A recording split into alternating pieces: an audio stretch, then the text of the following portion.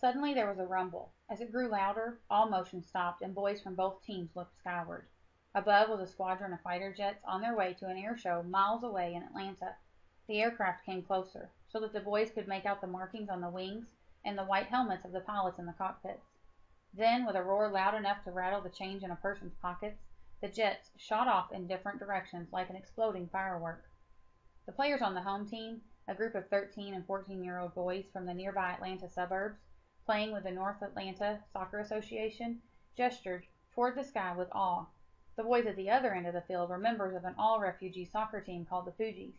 Many had actually seen fighter jets in action, and all had felt the results of war firsthand. There were Sudanese players on the team whose villages had been bombed, and Liberians who'd lived through mortar fire that pierced the roofs of their neighbors' homes, taking out whole families.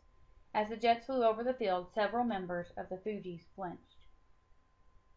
What do you think the refugee boys were thinking as the planes flew over? I can only imagine the fear that some of them may have been feeling.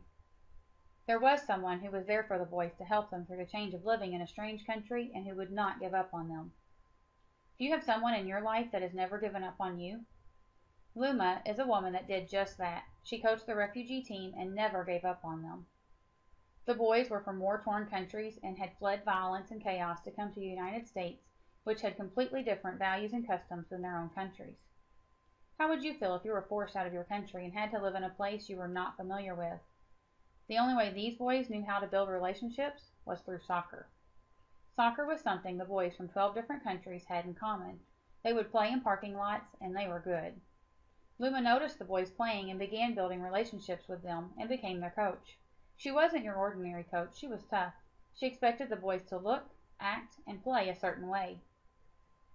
The area these boys lived in was full of gangs, and Luma didn't want them to get caught up in gang activity, so she decided to start a soccer team. Coaching a soccer team full of refugees in Clarkston, Georgia was not easy.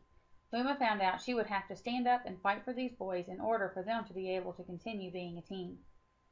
Luma dealt with the boys' personal issues as well as her own. There were times when she didn't know what she was going to do in order to survive herself, let alone to help make sure the boys continued having a team and a safe place to go. Gangs, fear, rejection, not having a safe place for the team to practice are just a few of the things the boys and Luma had to deal with. Through all the adversity, Luma was able to make a difference in the lives of these boys and in the lives of so many people in the town.